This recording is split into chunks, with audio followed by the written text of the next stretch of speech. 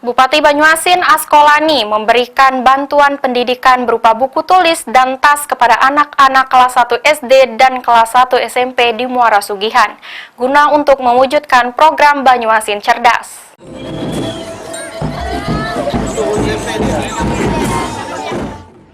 Bupati Banyuasin Askolani menyerahkan bantuan pendidikan untuk para siswa kelas 1 sekolah dasar dan kelas 1 sekolah menengah pertama di Kecamatan Muara Sugihan, Kabupaten Banyuasin pada Senin 7 Agustus 2023 lalu.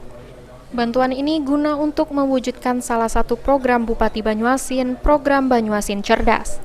Bantuan diserahkan langsung oleh Bupati Banyuasin Askolani usai rapat koordinasi di Kecamatan Muara Sugihan, Kabupaten Banyuasin, Senin 7 Agustus 2023.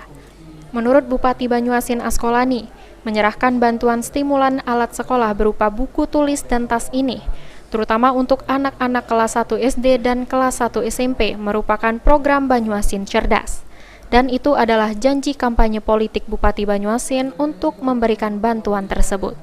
Banyuasin Cerdas, dan sebenarnya janji kampanye politik kita akan memberikan bantuan buku tulis dan tas untuk anak-anak, terutama kelas 1 SD dan juga kelas 1 SMP.